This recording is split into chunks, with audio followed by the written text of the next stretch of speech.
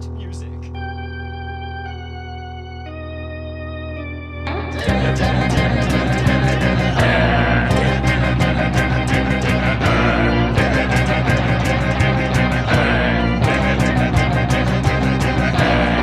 He's not a bat, he's a man who fights crime. And we're gonna watch him fight for a minute at a time. With John and Niall and a guest who doesn't rhyme. It's Bat Minute!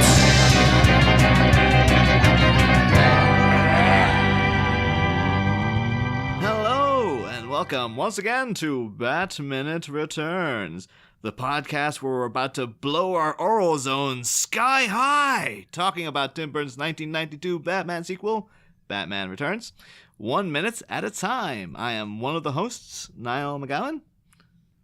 And here to join in with the huddled masses yearning to be free, it is I, John Parker. Oh, I should say, I was hoping you guys were going to introduce yourselves again, but I forgot to say that you should do that, so... I was too busy being annoyed that I literally cannot even make it through the introduction without making a noise or my presence known in some way. So, sorry, everyone. I'm a terrible podcast guest. I'm Tierney Steele. And I'm Gary Roby. Whoop. Welcome back. Thanks for having us back. Minute. Please tell me that's coming soon. I mean, if you're doing MASH Minute, it's the same. I don't know, for some reason, it's kind of like, it's like a similar... I always wanted to say the similar vibes. Like, is there a similar vibe between Patton and MASH? And I'm sure people out there would be going... No, but it would be an interesting comparison. Actually, that was one of the... If Patton is 20th Century Fox, the whole reason Robert Altman says he got away with making MASH the way he did was because Fox was doing 2 other war movies. One of them was Tora, Tora, Tora, and they just took up so much more... Like, they were using so much... more. They had these big sweeping battle scenes, and so he was just like in the back lot over at Malibu State Creek Park being like, this is fine, don't worry about it. And it all worked out fine. Yes. But yeah, I couldn't help. I don't even think I've seen the movie Patton all the way through, but anytime someone gets up and makes a speech like this, of course I'm going to think of that. Yeah. Before we hop too far into it, I should say, like, well, this is minute 104, and it begins with the Penguin pulling a Patton, and it ends a minute later with the series of penguins swimming to war. So... Well, was pulling a Patton also a euphemism, like the start of last time? It's all intentional, of course. Of course, it was all intentional. We've both done a bit of alliteration. You've put pulling a Patton, and in my notes I've put the grand speech of Commissar Cobblepott. So I've took a very Soviet approach, which is not unusual. Although he refers to them as all God's children, so I mean, the Soviets not big on organized religion. No. Not particularly, no. But they did reinstate some form of support for religion during the Second World War as a means to kind of motivate people. So maybe he's doing the same thing. He's bringing a bit of religion back so they don't feel so bad, because he's very frank with them. And he does say, many of you will not be coming back. He knows this plan's insane. Yeah. The thing is, it'd be difficult to spot a penguin priest as well, because I think the outfit would blend too far into the... I'm now picturing a little penguin Father Mulcahy, and you've made my day. That'd be great if there's like a penguin priest standing as all jumping in the water, and just one doing the sign of the cross with its flipper. With its little rosary around its neck. And oh, yes. little collar. I love it. This would be perfect. We're improving this already perfect film. But yeah, as we were talking about before, like, this whole speech it's directly influenced by like the opening scene of Patton with George C. Scott, where he's standing in front of a giant American flag, and just delivers this rousing speech, was the real life General Patton was known to do. Again, actually talking about, like, I have seen Patton the whole way through. And I remember being very annoyed actually one time, because it's one of those movies they show most what we in the UK we'll call it like a bank holiday, which is like a random holiday they'll take off mid-year just to give people a break. But because of that, they always have to edit down. It's on during the daytime. They'll edit down for language, and it's one of those things where like one of the most famous lines in Patton is him looking through a pair of binoculars and saying like, "Oh, you magnificent, read your book." And they always cut. Wait, they don't edit that out. They edit out that scene. It's like that's the one line in the movie that everyone knows, and they just cut it out. It's like, well, what's the point of showing the movie if you're gonna edit out the classic moments and stuff? But I hate English TV. I remember one time we did send an angry email to Channel 4 because we were watching. They showed The Golden Child at about 2 p.m, and they had to cut out so much for language and inappropriate content that the film didn't make sense. Like they had butchered it so heavily. It's like if you can't show it at that time without just removing half the movie, then don't show it at that time. Put it on later in the day. So I was a guest on Escape from New York Minute recently, and they sent me the individual minute clips, but I'd never seen the movie, and I was like, no, this is a great excuse to watch this movie. This will be great. And I taped it off the TV because, hey, it's on I DVR'd. It's 2019. You know what I mean. And I was like, this is great. I don't have to spend any money. It's going to be on. I looked it up. I felt very proud of myself technologically. I watched it. Movie night. Popcorn was made, the whole 9 yards. And then we got on to discuss it. And I realized I watched the individual minutes they sent me. And then we talked. And they realized I had watched an edited for television version of Escape from New York. And they're like, so do you get it? Because I feel like you must have missed half the movie. That's priceless. That's the best thing that could have happened on that. I was like, yeah, Snake Pilson doesn't swear. They're like, I want to see this movie edited for TV. Like, you'd cut 90% of the Penguin out of it. Well, this is the whole Harry Potter marathon weekend problem. Gary, I'm sure you've run into this, that there are like 8 different versions of every movie depending on what it's wild. Channel it's on. I haven't actually watched like the full TV marathons. I don't have cable, but like I own them.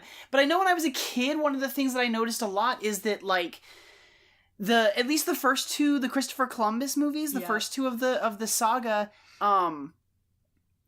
have long, like, the deleted scenes are put back in for the TV version, which makes no sense because they're not in the theatrical cut. So the TV version is longer than the actual movie. What the hell? Which is different ridiculous. from the DVD, which is different from the Blu-ray, and it's crazy.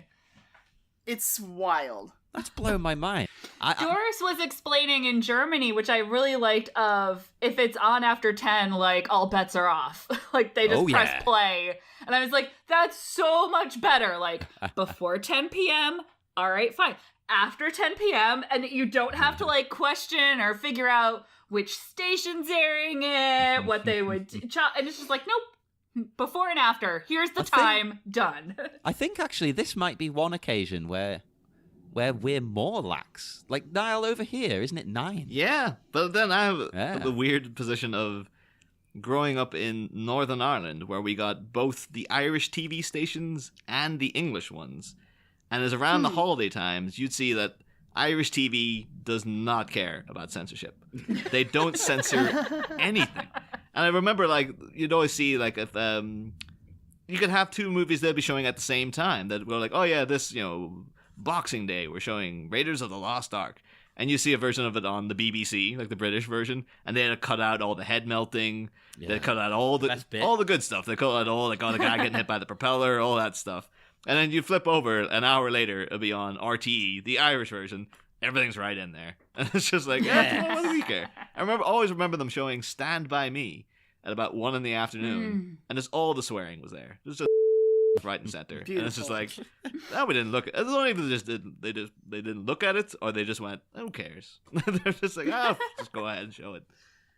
This is surely the main reason to support a unified Ireland. Because we need to spread this idea to more places. Come on. And the thing is, BBC's still cutting down Indiana Jones movies when they show them at Christmas. It's like, just dude, just show the damn thing uncut or don't show it at all. All right. Exactly. Back in the minute. We we are discussing that the sexes are equal once you blow them up. I mean, so the discussion of violence on television is proper. Yeah. Well, specifically, the sexes are equal with their erogenous zones blown sky high. What a line! This is one of those lines that, like as an adult, I look at, like, when you're a kid, just didn't blink at this, and then me watching it years, like when it's in my 20s, been like, what did he say? You can't say that in this movie. Like, did he really just say that? I wrote out this whole speech. It's so good. Feel free to recreate it if you want. That should be. I would love to go to like a feminist rally and just have that on a banner. Just have the sexes are equal when their erogenous zones are blown sky high. Just, hey, just dressed up as the penguin. Argue they're equal, or they should be equal. Well, you know what? Never mind. It doesn't matter. We're literally about to see penguins swim to war. We're good here. I love that, because are you advocating equality or murder? That's just like It could be both. Just tear down Why the whole not both? system, start over again. God, DeVito is so good in this minute. Although I was kind of terrified because I read that he remained in character between takes, and like, this is not a character you want running around your movie set. No. I also have a question about the line just before as well, where he says, thanks to Batman, the time has come to punish all of God's children, which we briefly mentioned before. Surely penguins are also one of God's children. So is he just going to kill everyone in the whole world? He doesn't care. He doesn't care, when people were born. He's not just killing the firstborn anymore. He doesn't care. No matter their age, sex, gender, kill them all. Yeah, I think he is saying, many of you won't be coming back. So he is flat. Yeah, you're going to die too. So it's, I think it is pretty much what he's planning to do is a complete eradication. It's like knocking down this whole city and building it up again. But I don't know if it's going to be with Penguin as a leader, or he's just like, well, I did that. See ya. What his scheme is, but or maybe he's planning to go down as well. He's like, I'm not going to make it out of this myself, but I think he's gonna rebuild the leader. I have to say, the TV show Gotham, Penguin and the Riddler are the reason to watch that show. We both stopped watching it, but the one thing we agreed on was we really like them. Oh God, they're amazing. They're so good. There is, we have been talking about potentially doing a Patreon where we cover Gotham in some shape or form. Which I never know we might do, but I do feel now the need that it's over. To like, I should probably watch this show, just even if it is atrocious, just tear through this thing. Well, Scott Corelli was a big fan. He said it is bad, but that's why he loves it. Yeah. It's a good. I've seen many episodes while cooking dinner. Oh. Because it's not like you need to sit there paying close attention. Like, it's a good, I can put that on, I can cook, and then I can finish the episode as I'm setting the table, putting everything down and start eating. I do know the week of this recording, the finale just aired. So I've been on YouTube. It's like, I better check out a couple of these clips.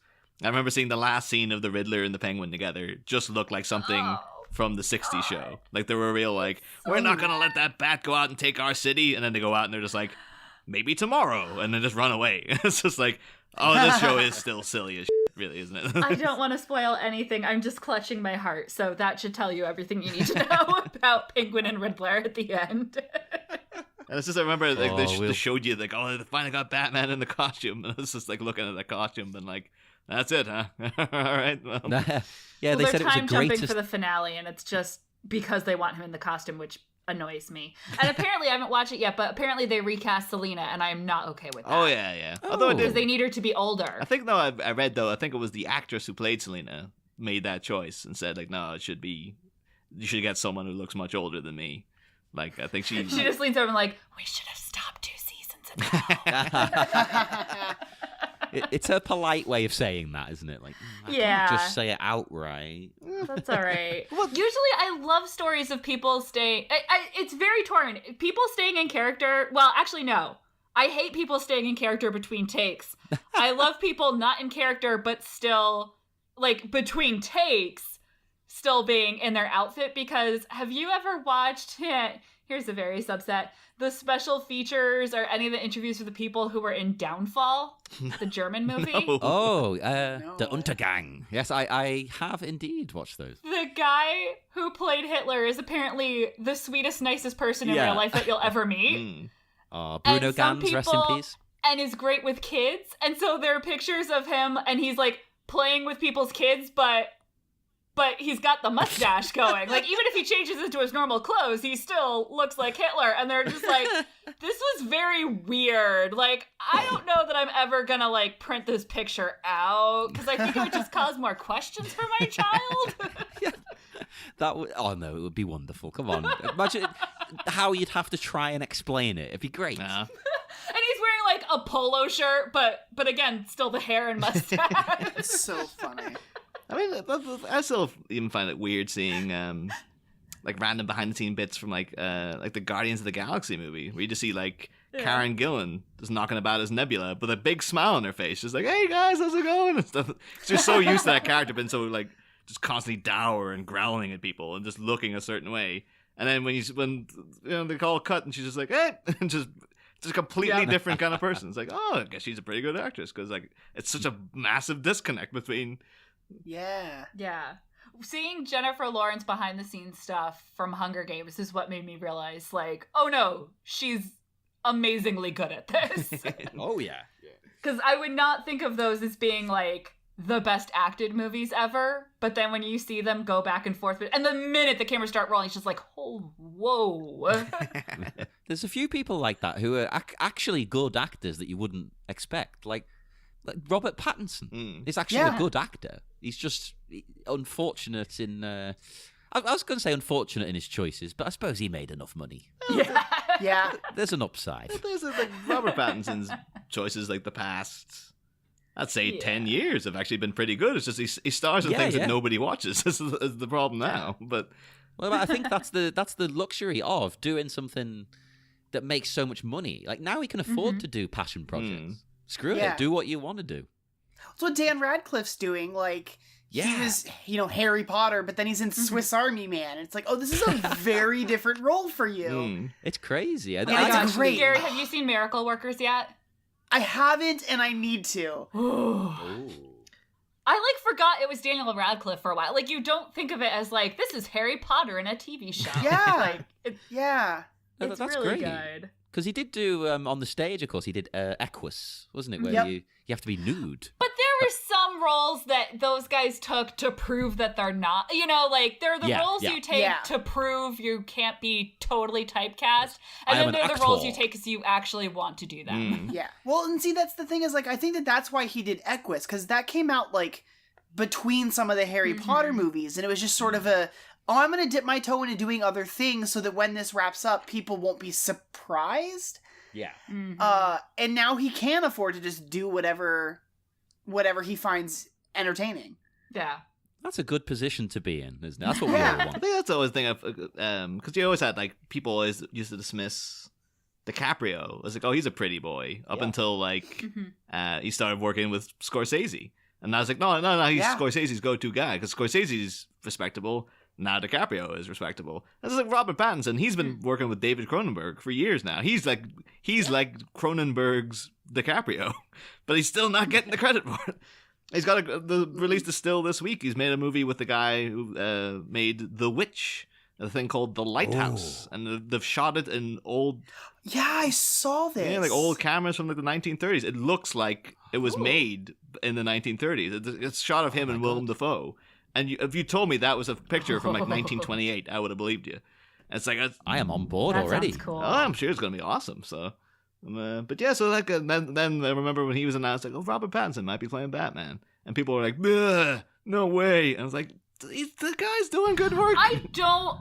Oh, all right. I'm sorry to like derail because this is very meta for your entire podcast, but like. People need to calm down about who gets cast as Batman, right? Yes. Yeah. Yes. Just, like, no one is holding a gun to your head. Calm down. Like, just... Well, plus it goes all the way back to, Batman 89, like we talked about last season. everyone was furious that Michael Keaton was cast initially before the movie came out. There were letters written to the studio, so many complaints. It's unbelievable. And now he's regarded as, he's one of the best. I wouldn't be surprised if you went back, like, even with the comic book fans and stuff, like people who were really into Batman in like the 40s, we were into like the dark Norrish detective Batman. When they announced they're making a Batman TV show and Adam West is playing the part, I wouldn't be surprised if there was a section of fans going like, Adam West, why the hell's he playing Batman? Like, and been really snooty about that. Yeah, and if it was an era where you got to see, production stills, which you didn't then, but if they did, they'd be like, what? Why does it look like this? This isn't right. Yeah. Yeah. Would have been people like me. It's like, his ears aren't long enough. What the hell's going on? The logo, the prongs on the wings aren't long enough. But actually, now we're in the subject of casting and whatnot as well. Because there's a whole minute is just the Penguin talking, basically. I thought we should dip our toe into a thing of like, I'll bring this up whenever we need to. Other actors who have played the Penguin. Because some of them are quite interesting. Because, he's obviously been done live action, of course, Burgess Meredith, et cetera, et cetera. But in the animated form, the voice of the Penguin has been many forms, including the actor Ted Knight, who voiced him in the new Scooby-Doo episodes featuring Batman. But Ted Knight's the that guy from Caddyshack, like the real asshole, like the, well, we're waiting.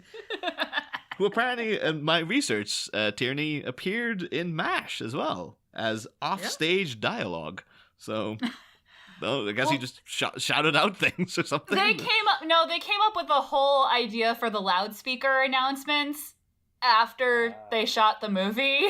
So there's a lot of pickup shots and Ted Knight and Arkin being just pulled into a sound booth and handed a sheaf of papers and asked to read it off, which, to be fair, sounds very good as Army announcements. But then, of course, you got like Tom Kenny is does them a lot now. Did him in The Batman in the early 2000s. Yeah. Tom Kenny, people know him as the Ice King at Adventure Time, and he's SpongeBob in SpongeBob SquarePants. Yeah. But the most notable one I thought was like, it's the Penguin I kind of grew up with. But then reading about the guy, I was like, holy crap, what a career! In the Batman animated series, he was voiced by Paul Williams. And Paul Williams is actually mostly known as a singer-songwriter. He's because his version of the Penguins, it was one of those things like I think they even allowed like the animated series production crew to come in to look at the Penguin outfit for this movie, so they could base it because it was supposed to be kind of a spin-off.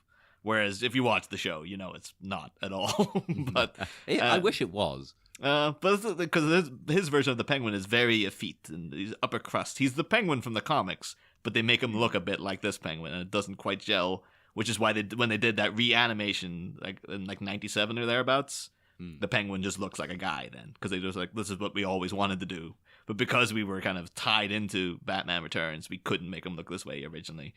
But Paul Williams, as a singer-songwriter, has written such classics as "We've Only Just Begun," which is from the Carpenters. Oh yeah. He wrote "Fill Your Heart" by David Bowie.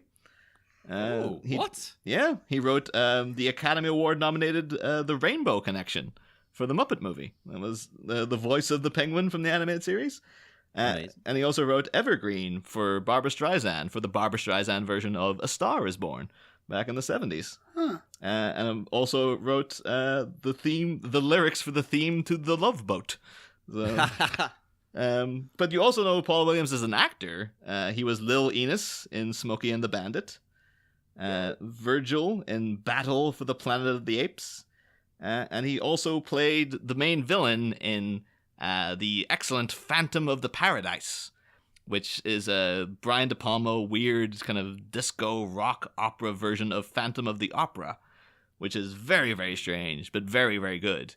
And it also features Jessica Harper from Suspiria, who also starred in Pennies from Heaven with Chris Walken. So there you go. It's all tying in together. Full circle. Yeah. Everything's connected. But because Paul Williams did the Penguin through most of the all the animated series and stuff, but when they did the Mystery of the Batwoman movie, they couldn't get him in for it, and they replaced him with David Ogden Stiers, who most people will know from the MASH TV show. So there you go. That's my boy. Everything is connected. I assume you're doing the MASH TV show 1 minute at a time as well, right? I was just going to say, not 1 minute at a time. Oh, no, you've got to. Shockingly, CBS sitcoms don't stand up to that level of scrutiny. Yeah, someone eventually will be insane enough to tackle something like that, and I pity them. But you know it's We've going to happen. We've got 11 seasons to run with. I think we'll be okay. I'm sure I'm probably not alone in this, but like I feel bad saying it to you, Tierney. But like, because I'm a Robert Altman fan, but I do prefer MASH the show to MASH the movie. I think because it is. Our early episodes are my co-host being like, "I thought she wanted to talk about the show."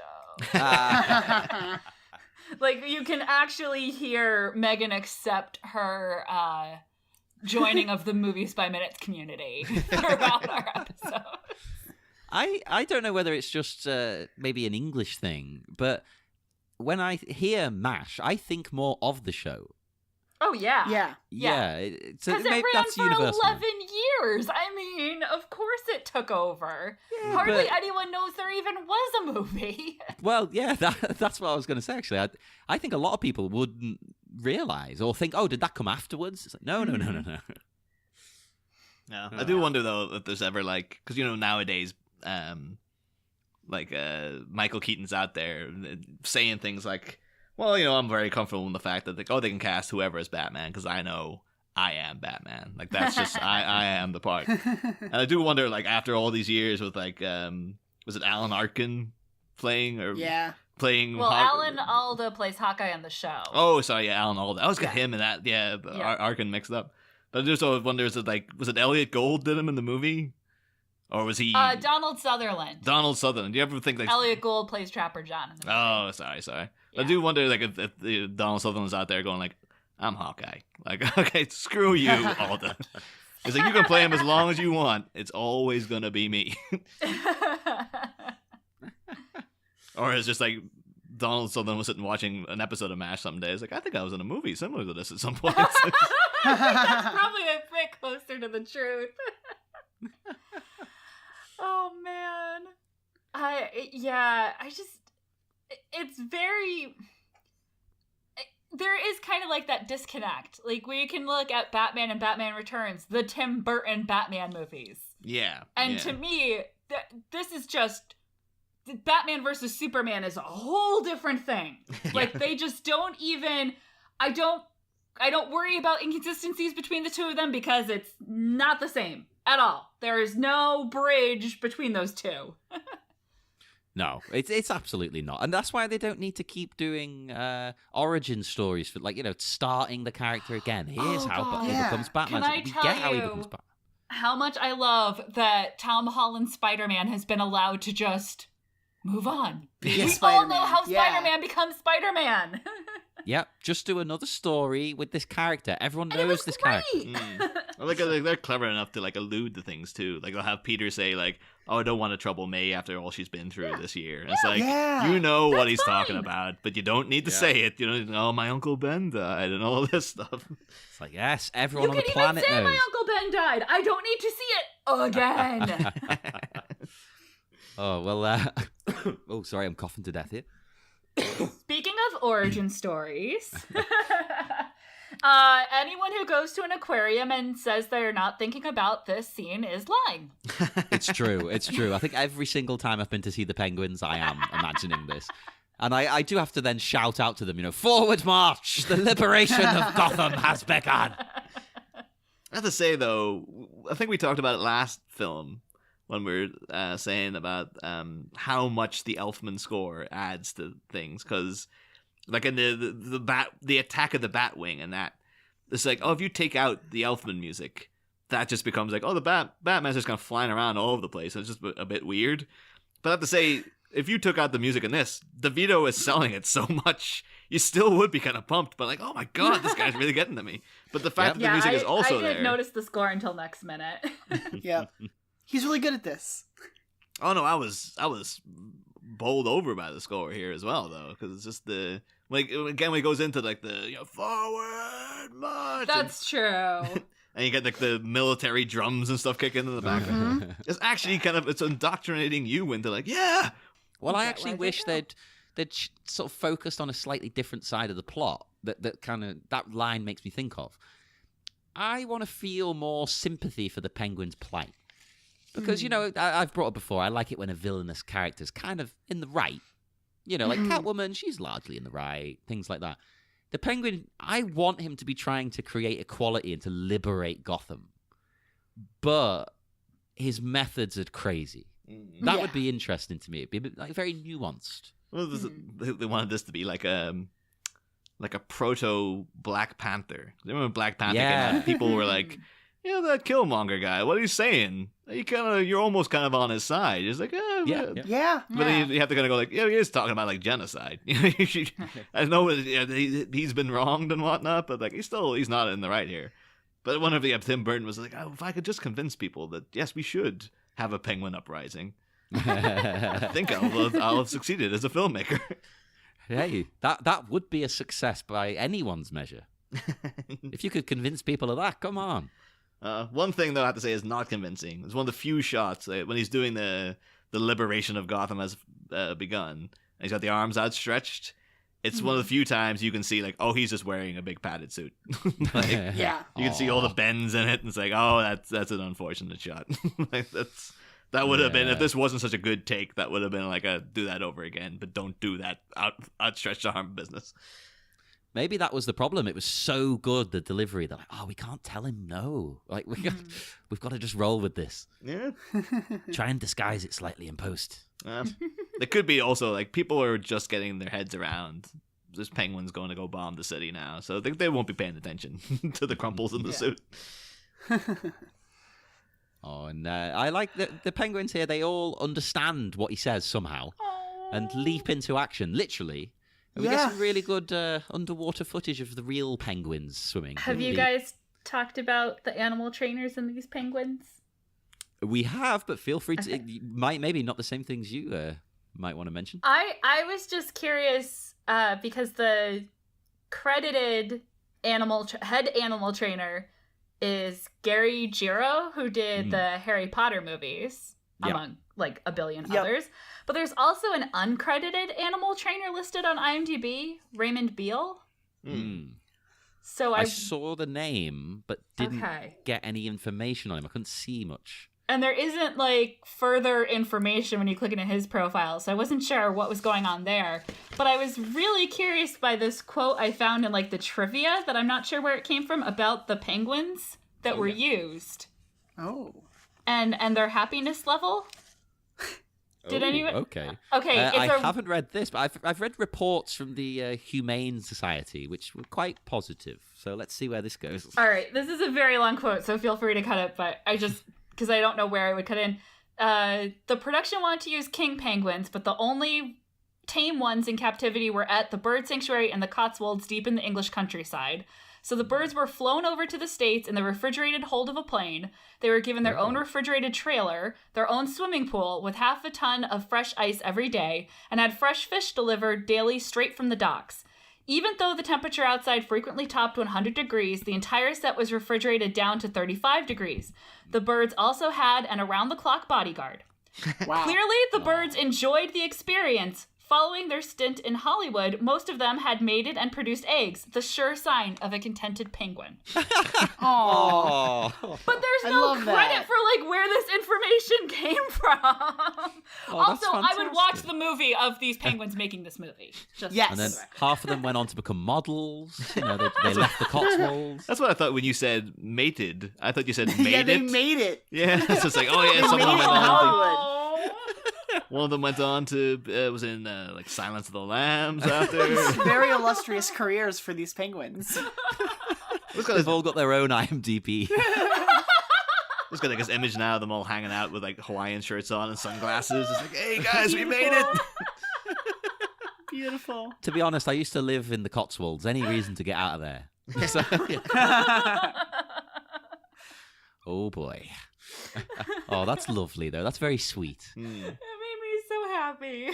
Oh, happy penguins. I approve. Not to say though, beyond like the actual the genuine penguins, I think them jumping into the water is that's got to be like the early. I know there's some CGI in here, and that looks very like that would have been in the CGI bits because it's a bit too CG or stop motion that they've blended in somehow. Yeah, I couldn't find a definitive answer on it because it's very well done, but it's so well done. It's like you couldn't get actual penguins to do it that well. Like it's just too pristine and well timed and stuff. So I imagine you probably get penguins pretty well trained, but I think it would be messier if you did that. So I think it must be like CGI, and then they had little squibs in the water to do the splashes or something. But yeah, I do like that it blends all these effects. We've mentioned this before because this scene, as well as what you've just brought up, it has a mixture of real and fake penguins, as it often has throughout the movie. So you've got 12 king penguins here and 24 Blackfoot penguins. And they optically multiply them. So, you know, they're all the penguins, but they trick things into looking like there's millions of penguins. Loads of them. This came in with put a mirror beside each penguin. yeah. And as I brought up the American Humane Association before, and Humane Hollywood, they both approve of the movie. They give it a rating of acceptable, which by their ranking is actually that's pretty good. It sounds so to me, but if you read the report, which I have done, I'm not going to read it out to you. It's massive. It's very positive right up. So I think that's just the way they grade things, to be honest. I can verify John's read the entire report. Seeing on his Goodreads, it's like John is currently reading the. It's like on page 240 of 750. Wow. Yes, it may be long, but it's not that long. Jesus. Also, not a euphemism. But the strict revised draft once again comes into play here because it has a little addition at the end that I found quite interesting. Because the penguin says, "The Grinch just stole Christmas. I'm gonna kill it, barbecue it, chop it up, and chew its bones." That doesn't make any sense, though. I know. It doesn't make a lick of sense. Is he talking about he's going to do it to the Grinch, or he's going to do it to Christmas? Yeah. To Christmas. To Christmas, okay. This whole story, this whole speech is so tight and perfectly worded, and then that makes no sense. Yeah, that's what we've discovered with this draft of the script. Basically, it's good, and then there'll be one thing too much. You're like, oh, no. Get rid of that, get rid of that. Cut that back. Yeah. I do actually also enjoy as well in the fact that the entire time in that cage, Max Schreck is just hanging, like, watching on. And it looks like his Walken's actually there. I don't know if you're like... I had written it down for next minute. I was like, I don't think I've mentioned that Christopher Walken has been in this whole thing. So I wonder, like, they could have got a stand-in for him. He's like, no, I gotta see this. I gotta see you actually do this scene. I want to see all those penguins up. I want to see him deliver that speech. I want to see him deliver that erogenous zones line. So I don't think you're going to do it. As an actor, you would want to be witness to this monumental moment in cinema history. Oh, there are so many things famous for that, where everyone wanted to watch the actor give the big speech or the big moment, or in the movie Wet Hot American Summer, they talk about how everyone would stand around and watch the scenes with Janine Garofalo and oh god, what's the name of the guy who was Niles on Frasier? David Hyde Pierce. Yeah. Like, they would have scenes together, and all the younger actors would just stand around watching them, like, all but taking notes. These are real actors. It's like Walken's, he's in there with his notebook, like, oh, I thought I knew acting, but this penguin guy really showed me something. Oh, we love you, Chris. You are a good actor. Don't worry. I do wonder though, like, how long did it take, like, between when, like, the penguins, like, right, new plan? How long do you think it would take to get these penguins outfitted in the rockets, and then get them all to come in and quietly sit down, It's like, this could be like the next day. Like, it just took them that damn long to like, all right, this is going to be a lot of organization to get everybody in here. And it's just like, make sure everyone's quieted down. So then put on the spotlight. Yeah. There's a process. Maybe he's almost launched this plan before and always just called it off. So he's got the stuff just sitting around. Well, we know he did have the rockets just sitting around because we saw the Red Triangle gang making them earlier. But it didn't make sense then because like his plan at that point was to drown the kids. And then it was also to be the mayor. So we were like, has he just got rockets? You never know. I might need rockets at some point. Just in case. You might need some rockets. Yeah. Exactly. You could need that at any moment in your day.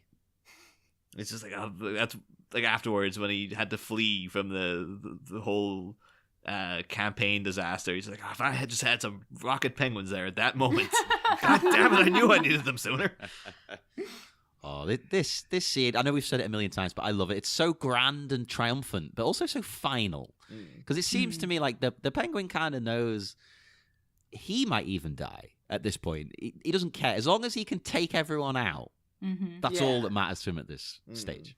Oh, yeah, the totally. most dangerous bad guys. Nothing to lose. Yeah. But yeah, that's all the notes I've got for this minute. I don't know if you guys have anything else you want to bring up in particular. No, not really. It isn't this minute specific. It's just Christopher Walken specific. I would just like to throw out into the universe, his wife is a lovely person. I worked at a Borders that was their local bookstore. And I never was in when he was in the store, but I helped his wife a couple times, and she was so nice.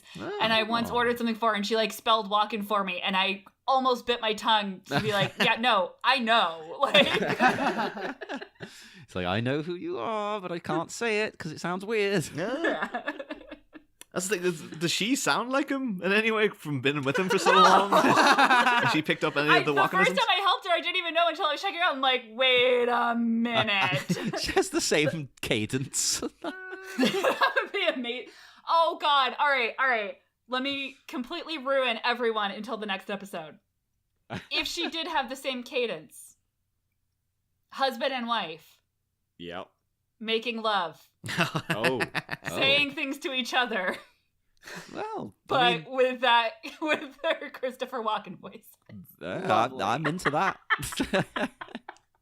Who isn't into that? Come on. I'm surprised like the Walken's not getting into like ASMR or something as well. Like there's gotta be the market for this guy's drawl. Oh, I want Christopher Walken ASMR. That would be beautiful.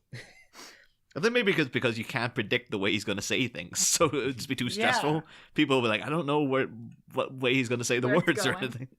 That's why I've been unable to replicate his voice for any kind of jokes on this show. Every time I try it just doesn't sound like him because you can't predict it. Yeah. Oh well, we will head off now anyway into the dark night. Would you both like to tell our listeners one more time where they can find you and your work or anything you like, where they can find Christopher Walken? Do not give out Christopher Walken's address on the show. I don't remember the actual address, and given that Borders itself doesn't exist anymore, I don't think he has to worry about people hanging out in there trying to catch a glimpse of him. So he's been freed. I'm Tierney Steele. You'll find me lurking in way too many listener groups on Facebook. I'm on social media at One Steel Sister, and perhaps by the time this comes out, my website will be live, but there's going to be a onesteelsister.com that will have links to all my shows, all my guest appearances, or at least the shows that I guested on. I haven't. It's not done yet. But the idea is that there will be one place because I have kind of spread out in podcasting. That's wonderful. And I'm Gary Roby. You can find me on Twitter at @TheGaryRoby. And all the shows that I do are on duelinggenre.com. Hey, check all of those out. They're all good. If I do say, I'm not just saying it because of the guests we have, but they genuinely are. That's why we invited them on. They're excellent guests and hosts and podcasters and whatnot. So check them out.